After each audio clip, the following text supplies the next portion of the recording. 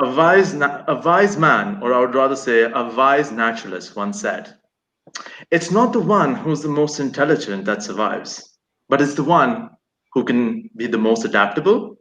Or for today's session, I would rather say who can transform. That was none other than Charles Darwin. Ladies and gentlemen, I am Shamal Chaudhry. Assalamu alaikum. A very good evening. Shamal Chaudhry here, assistant professor, Greenwich University. Greenwich University, having its educational roots all the way back in 1987. Today, having an alumni network of 6,000 plus students, industry leaders across multiple industries. And we are one of the first private Pakistani institutions globalized education by having a branch campus in Mauritius. We're not just changing and shaping lives globally, but we're doing that globally. So, ladies and gentlemen, our today's session. Wow, wonderful session. I welcome you all to this session. I'm super excited. I don't know how to put my excitement down, but I'm super excited because we have awesome guests today. All right, but before we go on to that, I welcome you all to our live admission session for the Department of Economics and Finance. Economics and finance. Let's get the elephant out of the way. COVID-19 has indeed impacted economies globally. It's not just economies, but I would say that organizations across the globe, organizations from financial institutions to multinationals today were never ready for such a pandemic or such an adverse effect. They're changing their strategies, they're changing their ball games, they're changing their goals, they're changing their mission, they're changing their vision. Hence today, our session is very important because 2021 is indeed going to be a very unpredictable year. A lot of people have been saying, what's going to happen in 2021? 2022 went out like that. What's going to happen in 2021? Where are we going to be? What's going to happen with economies? Where are organizations going to really be standing? This session today is for all of you viewers today. It's for all of you watching us to see that what is the importance of economics and finance with us today and for the future that we're holding up front. All right. So first of all, who do we have today with us, ladies and gentlemen? The first individual, ye janab bahut hi khas insan hai. I still remember he's a friend, he's a mentor, I don't know how to introduce him because it goes on and on about his profile, and I don't know how to introduce him, but I usually like to introduce him in a very different way. I still remember I was sitting in his class and he said to me that, Shamal, majors kis mein kar rahe ho? And I said human resource management. He's like, that's okay. And he said, why not economics or finance? I was like, sir, I'm afraid of numbers. I just can't deal with numbers. I can't do numbers. And you know what he said to me? He said to me, Shamal, ek cheez yaad rakhna, economies kabhi khatam nahi hote aur finance kabhi khatam nahi hota. Yani hisab har waqt dena padta hai. Ladies and gentlemen, he is an inspiration to all of us, to the Greenwich fraternity, to me. He's a multifaceted professional. Oh my goodness. He's an OD practitioner. He's an investment portfolio manager. He's a finance guru. He is a soft skill trainer. He is trained by top trainers around the world. Oh my goodness, I'm running out of breath. He is currently the CEO of South Capital. He has a degree in business economics and finance from Strathclyde University, Scotland, and a degree in business and IT from University of Girton. He is none other than, ladies and gentlemen, a huge. I always go like a huge round of applause, but I think he does a huge round of applause, ladies and gentlemen. The one and only, Sir Ali Said. Assalamu alaikum, sir, and welcome on board to this live session. How are we doing today? Walaikum salam, Shamal. I am literally honored, overwhelmed by the appreciation that you've shown. जब हम अकेले में मिलते हैं, जब भी इतनी इज्जत दिया करो, जितनी आज इस virtual scenario में दे रहे हो. So, thank you very much for having me here, and all kudos to Greenwich for having us on this platform. It's a different world altogether. COVID-19 has literally challenged the foundations of how human beings come together. But Absolutely. tools like StreamYard and the internet are there. Thank God this pandemic did not hit us in the 1980s. Otherwise, we would have died of depression. But at least we get I can imagine. now. So yeah, so this is the new All way of right. competing with thousands of people, and we're here for your questions, any queries, any comments that you have on the program. So we're here and we're live. Absolutely. We're live. We are educating not just locally, but globally as well. The next individual, what a coincidence, all right? I have heard of this individual a number of times, all right? And I've been in the corporate industry since a while. So I used to hear her name, and I was, I'm not going to disclose it. I'm not going to disclose it right now. And I always heard about her. And I was like, yeah, kisi din mauka milega to mulaqat karenge, and, we're going to talk. It's always, I love talking. I love getting to know people. Who knew that today I'm going to have the honor to introduce her in this session today. So now you see, I'm so excited because today we have such we have a very diverse set of individuals today with us. Ladies and gentlemen, she is, oh my goodness, first of all, she is a pure source of women empowerment for all of us.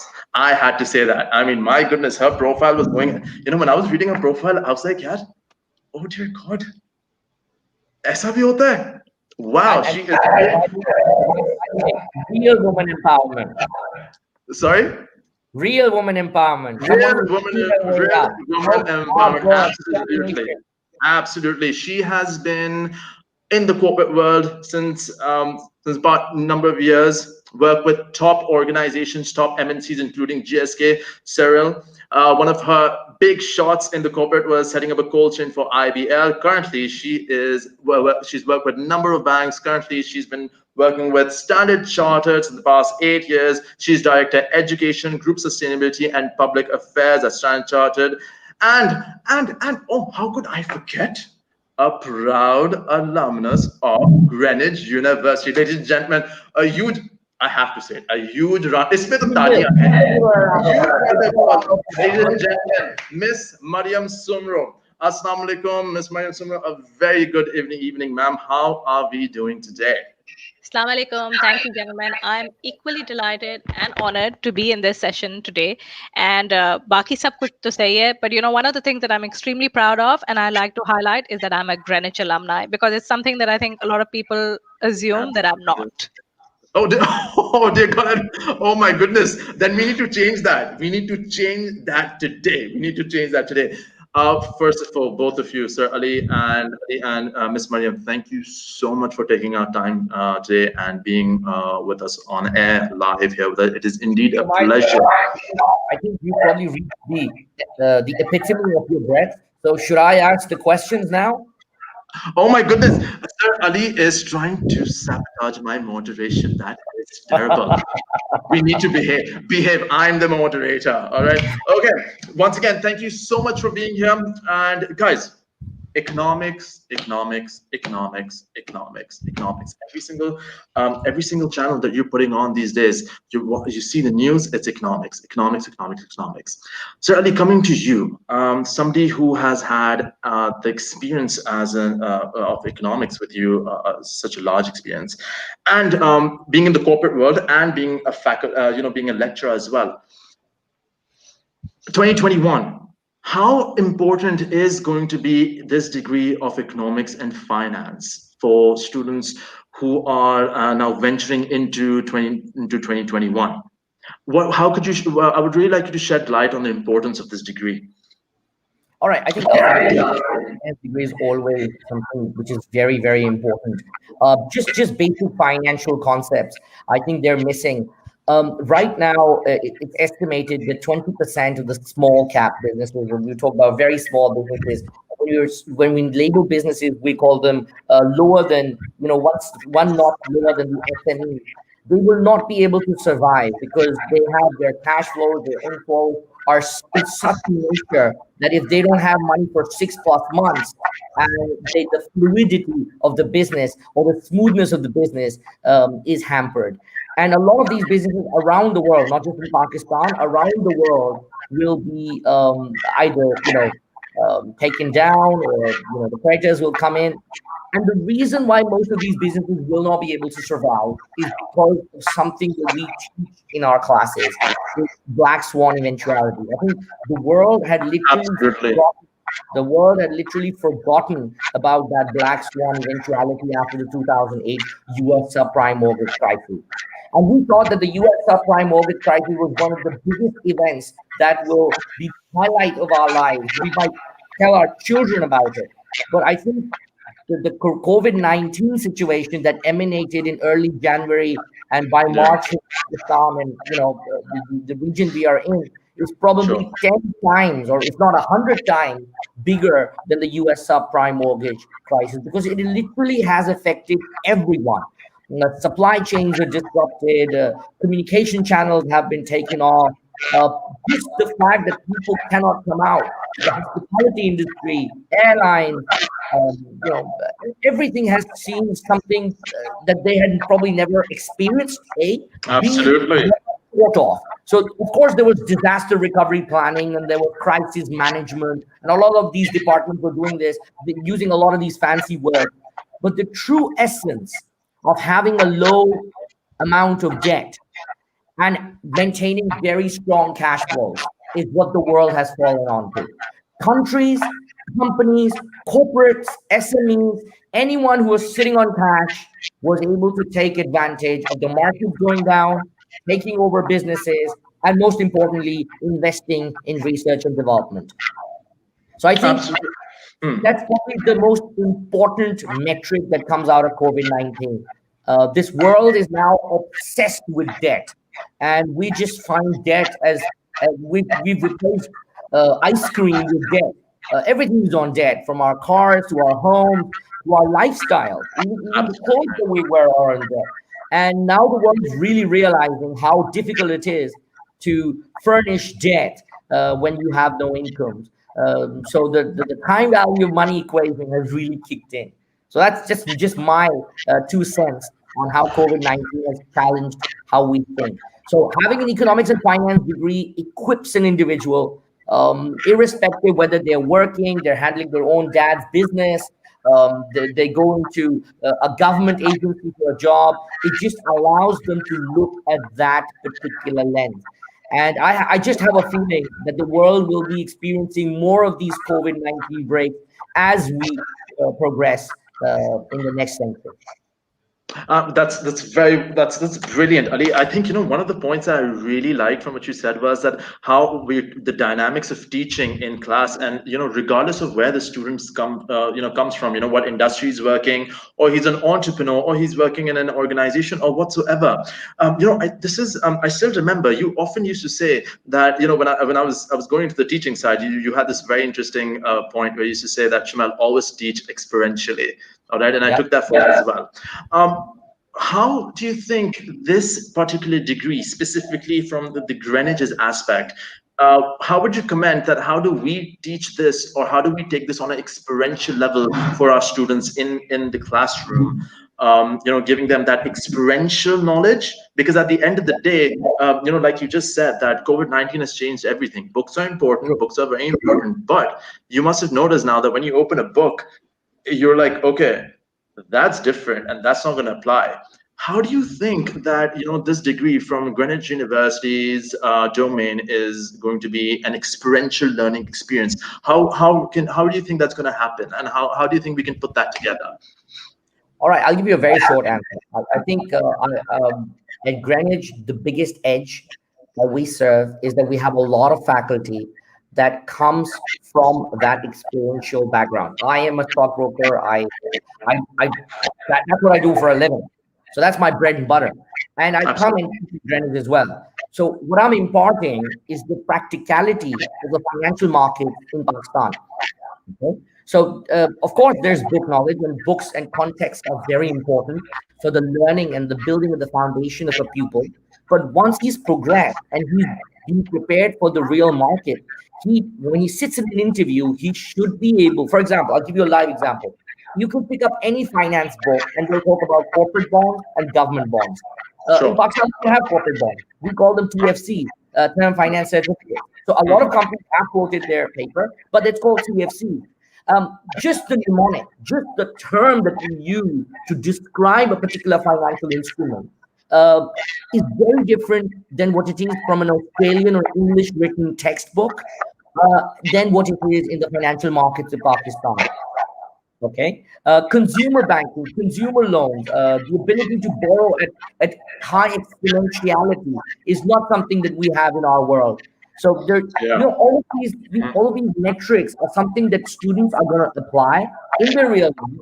But what if they could 3 years in advance, before they apply that in the real world, would know of them in their classroom? And that is where Greenwich comes in.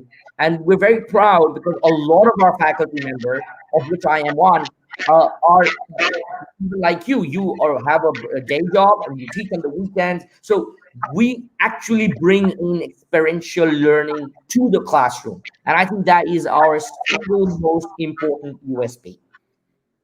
Excellent. Wow. Brilliant. I think this point of experientiality is indeed the most. And another thing that Ali just said, which I really, really, really wouldn't want to highlight, is he said that the predictability aspect. That imagine our students would be knowing and be able to predict and knowing things in class before they're going to happen, they're about to happen, and then apply them accordingly. That I think that's brilliant. Moving on. Moving to. Thank you so much, Ali. Moving on to Maria. All right, Maria. I'm going to throw the question right at you. All right, you're a proud alumnus with us. All right, years of experience, number of happenings in the corporate side. I'm going to take this forward and saying that the experiential aspect, and that Greenwich always has the experiential aspect on it. How do you think that Greenwich helped you conquer your career path? Because I mean, when I was reading your profile, you went from advertising, and then from advertising, when I was reading your profile, I was like, okay, I've seen this profile. This is similar to mine. From advertising to banking, and then back and forth with MNCs. So how do you think that, how did Greenwich University help you in your career path? Thanks, Jamal. So, when Ali was speaking, I was nodding away, and then a couple of times I spoke, and then I realized I'd muted my laptop. Oh, dear God. And that's fine. But the one thing that kind of spoke to me was really the experientiality and what sets Greenwich aside. So, if I am to look at my career and how kind of Greenwich set me up for success, I think even back in the day when I was at university, and I was there well over 2 decades ago for my bachelor's and then my MBA. I think what we had, which other universities did not offer, and I think it still remains our edge, is that we really had the faculty, which was drawn from the top of the like the top blue chip companies in the industries, in the sectors of the courses that they were teaching. And I think it was this kind of experiential teaching that set us up for success, and then that gave us flexibility. So reflecting on my own career, I started off in advertising. Not a very popular choice for someone who graduated towards the top of her class. It's usually considered a very, do you really want to do that? But I started off there. Then I transitioned, like you said, to consumer pharma, even at a year in nonprofit. Then I entered banking. And then within banking, I have gone through different parts of the bank, really, as in my banking career, which is well over, my banking career is about 15 years now. So it's liabilities, cards, acquiring, and now sustainability and public affairs, which is a newer emerging area in global banks in particular. So I think the skill or the expertise that has really served me well is flexibility and learning to be learning to keep learning. I think that's another skill that often universities and educational institutes don't teach their students. So I think the one thing that I've kind of picked up from Greenwich was, from my teachers, was be flexible and keep learning. I mean, it sounds very cliched when you say it, right? Keep learning. It's like, what is this person talking about? But actually यही वो चीज है जो काम में आती है, because कुछ core skills होती है which help you transition, right? And the one thing that I tell people who I work with is that just learn from everything. I mean, it can bomb, it can go wrong, it cannot work, and I haven't always led things that have been successful. There are a couple of very expensive failures in my career history as well. But उससे सीखता क्या है इंसान? अगर आप उससे सही सबक सीखे and you take it forward the right way, you can leverage it, and then it can become a success in another part of your life, in another job, another day, another week, somewhere else. And I think यही वो चीज है which Greenwich really kind of built the foundation for us. Absolutely. I love, that, the failure aspect, that, how failure should be used as a learning curve. Absolutely. I think all of us who are right now on this live session, I think we all know failure really well. Yeah. I think we know that, you get hit by failure and then you learn from it. Um, Mariam, you've been, in the corporate world, and you've been with Standard Chartered since 8 years, and obviously you must be in, you must be meeting students. You're in the recruiting aspect and everything. This is the question, or else this is the million-dollar question that a lot of students ask me as well these days. And I've been doing a lot of recruitment because I've got the recruitment department now as well. This question has been coming forward, or after and after and after. What are the competencies, skill sets for the year 2021 and forward that we should be expecting, or the students right now who are listening right now in the session that they should be having? I mean, fine, economics and finance, excellent. But with economics and finance, what else competency do you think they should be having when joining in a corporate side now? I think there are two things that are key really to a successful employee and that a recruiting manager looks for.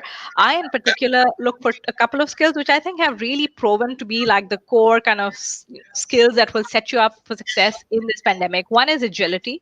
You have to be agile, right? Nothing stays forever.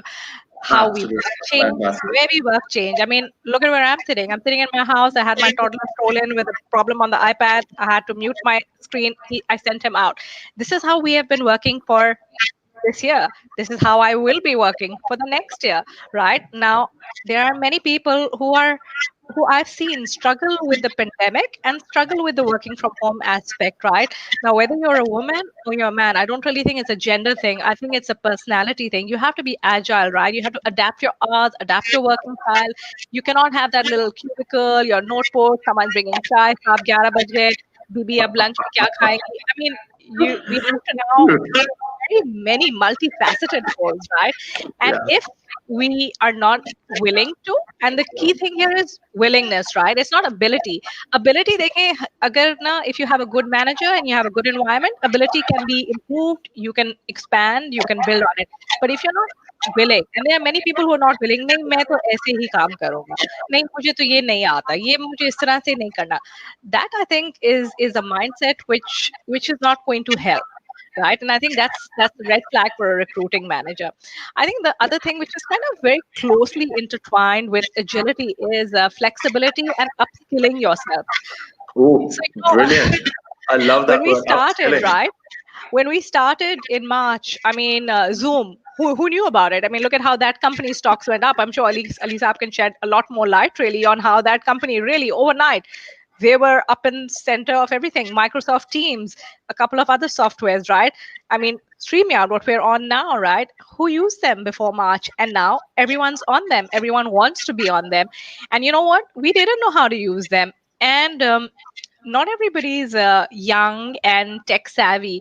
I know a lot of people around me in my environment who struggled, right? Senior managers who had to shoot video Yeah. messages, had to send out messages to teams, and they were struggling. But the ones who kind of stood out were the ones who made that home video, the ones who shot that message, whether it was with their wife or their child or a makeshift tripod, because lockdown also meant you didn't have access to be able to go out and shop at a store for what you needed. You had to improvise. So I think it's just again agility, flexibility in how you work, how you deliver, which is going to set you up.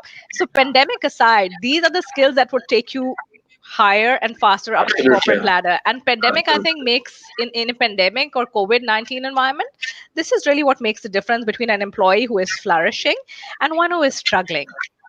Ah, wow. Well, one word that I'm going to be printing out today is going to be upskilling. I'm going to be printing that out, upskilling, and I'm going to post it right on my room door, and I'm going to be like Mariam's hashtag Mariam Sumro. All right, Mariam, using that term upskilling, मुझे एक चीज बताएं. Puche. जब हम लोग upskilling की बात करते हैं, right? A student like me who says, "Oh my God, I'm scared of numbers." When I was at student life, I was like, "Oh my God, I'm scared of numbers." Numbers are everywhere. All right. And I think that the biggest talk of the town now is going to be all numbers and economies and numbers and numbers. For all those students out there, what would you say is the importance of economics and finance, this particular degree? How will it upskill them? I mean, one of the things that you said was that upskilling is that, regardless of what area you're from, but particularly economics and finance is going to be now very, very important. It's a 360. All right. What do you have to say for that? I think I don't need to talk about the importance or the strategic kind of value of economics and technology. That's already been well established by both of you gentlemen. I think what I'd like to explain to people who are nervous or apprehensive about going into this area is that there is one thing that can really help you or anyone navigate an area which seems daunting or it seems hard, and that is hard Yeah. work. So Yeah. when it comes to economics and tech and technology and this sphere, right? So again, drawing from my own life, when I was at Greenwich, I failed calculus not once, not twice, but it took me 3 tries to get through. It came down to my graduating semester, and the second time around when I failed that course, looking back, it was really not the teacher. It was not a bad teacher. It was not me. I'm not a stupid person. I think it was just a specter that I built up in my head that I can't do this, right? I think it took me till my graduating semester to realize that no, I need to put in the hours and I need to understand. So when you put in hard work in an area which is daunting or scary or new, you will master it. I mean, from someone who struggled really with basic mathematics, I now am in a position where really we have a portfolio of millions of dollars allocated over many geographies, and it's something that I think back I might not have thought that I was able to do. I had a bit of an imposter syndrome. Can I do this? Of course I can do this. And it's just like that with economics, right? And I think women in particular, and being a woman, I'm now going to give a very gender biased message, but a lot of girls and लड़के समझती कि नहीं ये हमारे लिए मुश्किल होगा. देखिए मुश्किल कुछ नहीं होता, ये सब दिमाग का खेल है. You have to really put your head down and focus, and you can do anything. And this is an area which I think is like both you and Alisa have said in the beginning. It's not going to go out of style. It's always going to be there. The economy is always going to be there. Always going to need economists. Always going to need bankers. Always going to need Absolutely. finance people. Yes. It's a very Yes. secure area. It's also an area with transferable skills. You don't have to work in a bank. You can work in a bank, an FMCG, something of your own. The skills are transferable. So it's really an area where if you decide to explore it, it can really prove quite interesting. Wow. Wow. Hashtag.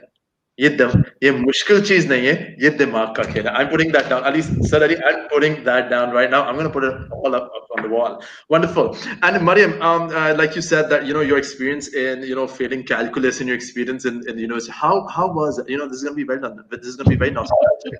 How was your experience in Greenwich University? The environment, and obviously I'm talking about 2 decades ago, but it would be wonderful if you could share on a nostalgic level, the professors. How was it? I think it was one of the best few years of my life.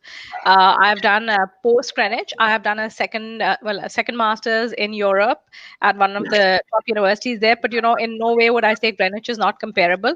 So when I look back 2 decades ago, maybe some of the faculty is not there any longer, right? But we had certain figures which were quite well established. We had Colonel Fairs, who unfortunately has passed away. He taught history, but he was quite a intimidating figure. Munir Saab has mellowed over the age, and he was quite the dragon back then. Trust me, people were very scared of him. Really? Oh dear Dragon, God. that is a hashtag. Oh, hashtag that. Munir Saab. Yeah, yeah. I Hashtag mean, Munir people Saab were dragon. terrified of him. People Oh were my God. terrified of him. So then you had a lot of faculty in the language sector. I think Mrs. Ibad, uh, uh, a couple of other people, and some city bankers who used to teach there. I mean, I have really good memories of the time and the years that I spent there. And even 2 decades ago, right? I think that was when Greenwich was going through that spell of coming out of the haze or the shadow of Southeastern University and getting its own university charter. There were doubters even then. Is this really good place? Should we go here? Is it going to be a good degree to invest in? And again, I think it's the same thing. You got to believe in where you're studying, and you got to believe in the people who are imparting that education to you.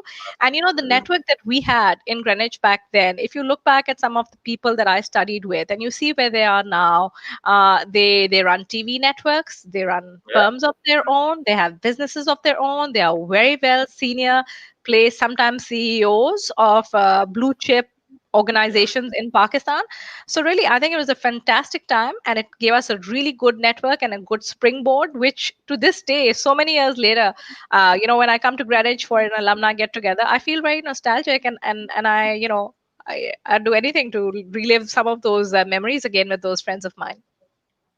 वाह वाह आज आज इतने सारे hashtags बने ना hashtag springboard hashtag ये मुश्किल नहीं है दिमाग का खेल है hashtag hashtag Mariam, thank you so much, those were wonderful words. Thank you so much for sharing your experience. Heading on to Ali, again a big elephant in the room, yeah, education in COVID-19. All right, I still remember when COVID-19 hit, the education fraternity, I think, was hit quite adversely. But I think that Greenwich University was one of them who were, I can safely say that they were very proactively took the measures of the online transformation, and that online transformation was like that. How has been your experience as a online lecturer, professor? How has that experience been? Okay. Firstly, hats off to the fact that they were able to bounce back so quickly. I remember 1 week I was there. We took our face-to-face sessions, and the second week the government went into halt, and there was news that schools are closing and universities will also have to close. So I think, if I'm not mistaken, the schools went offline first, and the universities followed. And then the administration told us that you need to come to the class and you will take the lecture from the class, but the students will connect online, and that's safe. But when the COVID-19, when the COVID cases started, going through the roof, they said that it wasn't safe for us to come to the university as well. And part of the SOPs that the government had mandated at that particular point in time wanted us to stay home as well, because at the end of the day, a lot of faculty coming into the university was also very risky. And I think the speed at which they bounced back, and while this was happening, I think we missed one session altogether. And by one session, I mean one class, because it took them a week to get this sorted out. And in a week's time, I think I was taking my lecture on Zoom, and then we were using other softwares as well, and we were back and running. And because the students are young, most of them have access to cell phones and 4G and 3G networks in Pakistan. That meant that the students were literally available everywhere. They could be in their rooms, they could be out in the car, they could be in the garden, and they would be able to talk. And of course, there was this little hiccup with regards to etiquette, virtual classroom etiquette. And I still think that's a huge area that even corporates need to develop on. लोग भूल जाते हैं mic को mute करना, और पीछे भिंडी बनने की आवाजें आ रही होती हैं और कह रहे होते हैं कि आज कोरमा खाएंगे. So that is always a concern. और ये भी मैंने बड़ी examples दी हैं, वरना I've seen a lot more than that. I think you and me can share a lot more on that, yeah? Yes. So other than that, I think we were up and running. The courses, most of the content was shared through our screen shares. In some of the classes, we were able to connect to students at a much more deeper level. And the assignments went in. And by the way, we were the only university in Karachi, I guess, that went through the examinations as well. And the entire examination also happened online. It was very good for the teacher as well as for the student, wherever they were. Now, mind you, some of the students were caught outside. Some had gone to their villages. Some were trapped in a remote location. Some were traveling, and they were all able to connect. In fact, I'd like to talk about a course that I took at Greenwich, Mauritius campus. And wow, what an experience. I was able to teach people from 6 different nationalities, from Africa, one from Asia as well. And they all connected on one platform. And first, I thought that I would not be able to connect with them because I wasn't sure about their English language skills. And I'm sure they weren't sure about my English language skills. But when we connected, we used to have these really fun sessions, because at the end of the day, the student mindset around the world is the same. And the mindset of a teacher is also the same.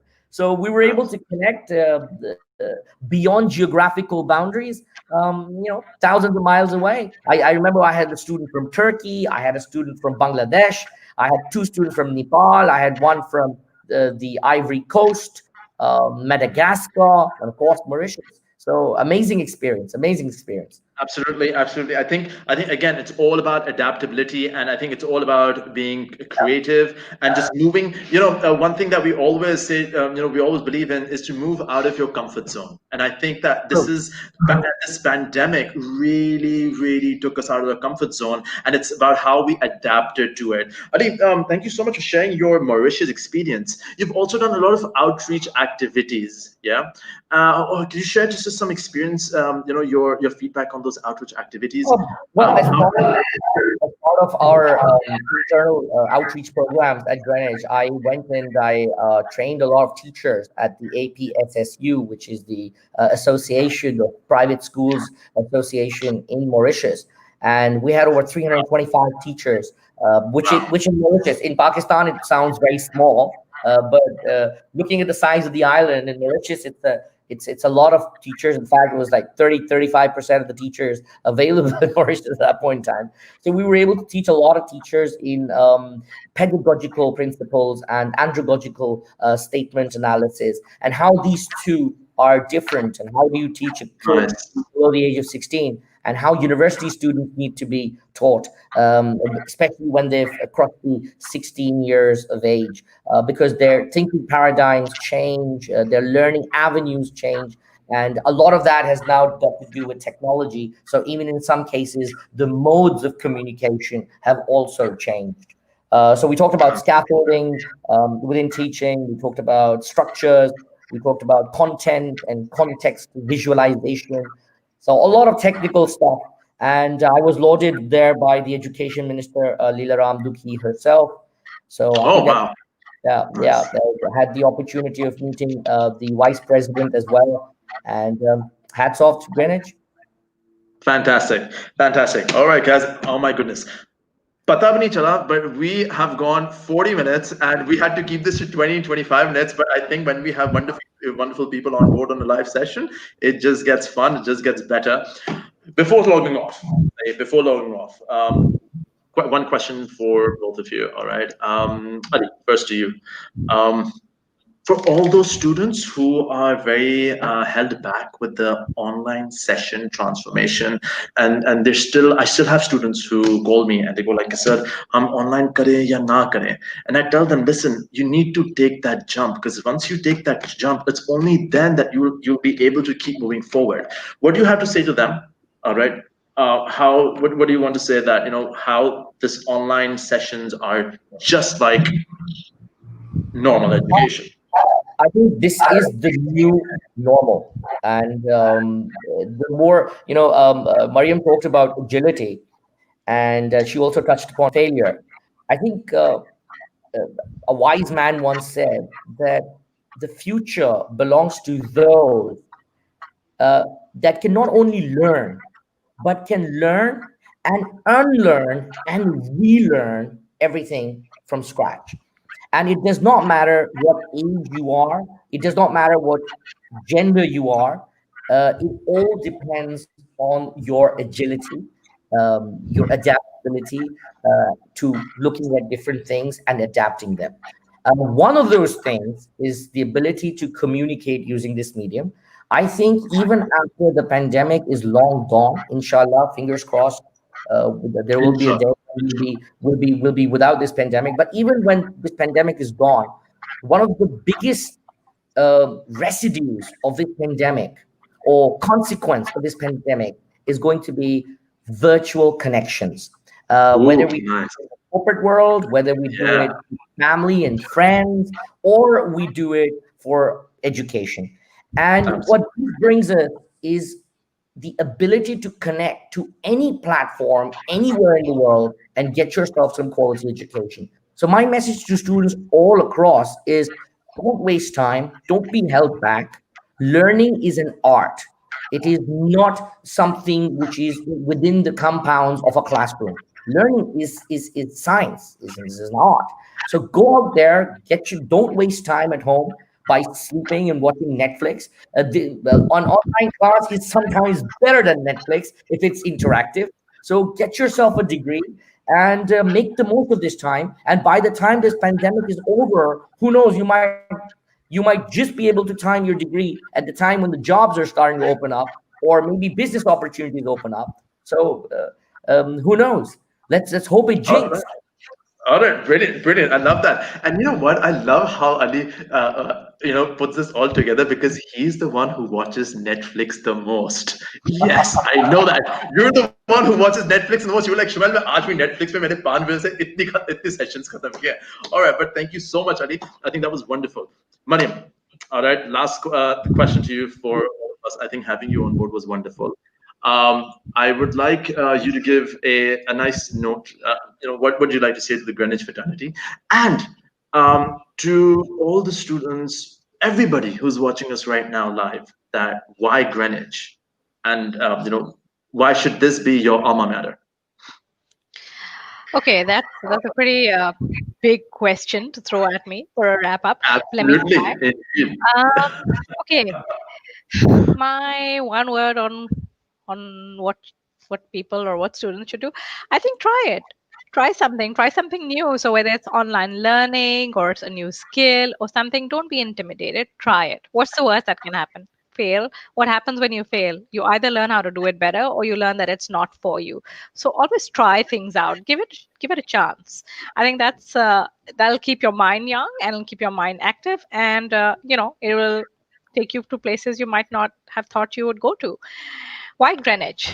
This is a very loaded question for me. Um, Absolutely.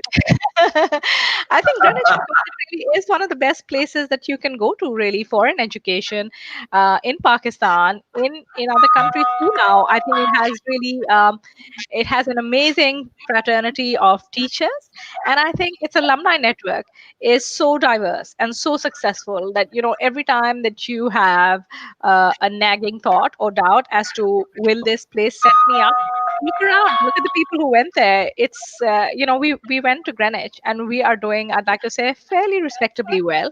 So try it. And again, the thing with students and education is you can reach out, right? I mean, there are many times on LinkedIn, on other platforms, people will reach out for counseling, for advice. And then there are people who I know they visited my profile because I mean, we do get to find out as to who came and who came and looked at you, right? So the thing is, if you ask people, people will share, people will help. So whether you are looking for advice about your education, about what career decisions you should make, really learn and leverage from the experience of those who came before you. And in the case of Greenwich, it's the alumni network. Use us, call us, reach out to us, email us. I think all of us as alumni are fairly accessible. The university has our emails, and we would love to help out someone who is just starting out. Wow, brilliant. Thank you so much, Mariam. Thank you so much, Ali. Thank you for being here. Thank you for taking time out. Wonderful. Your thoughts, your input, indeed. That was just fantastic having such a diverse guest on board. Thank you so much. All right, guys. We started out at 6 and I was told to end this at 20, 25 minutes, 30 minutes. But when you have people like this, it's always wonderful. I think all the input that was given by Adi in terms of why economics and finance, how the future has changed now, how how students will have to see things beforehand, the experiential learning part, and how Greenwich is putting that, encapsulating that. I think that is the most important aspect of this entire of education at Greenwich University. Keeping in mind this, the Department of Economics and Finance. At the same time, I think Mariam put in wonderful thoughts forward in terms of the skills required up forth, and most importantly, her experience in Greenwich and how Greenwich, paved a fast train for her in her career. So, guys, I think that is where I will be taking my leave. It's been a pleasure being on live with all of you. Um, Just for all the people watching us, I would like to say that we have number of scholarships available, merit scholarships there. We have sports scholarships available.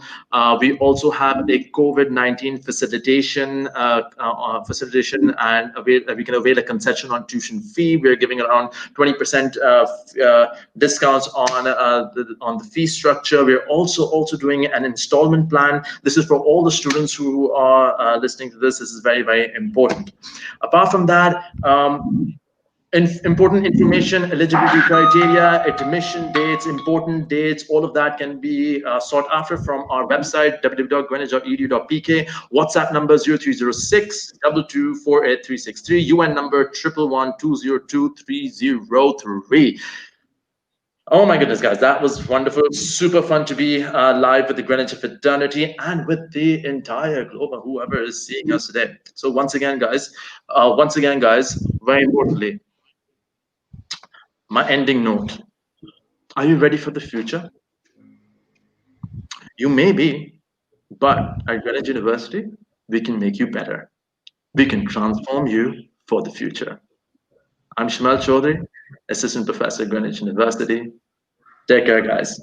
Cheers.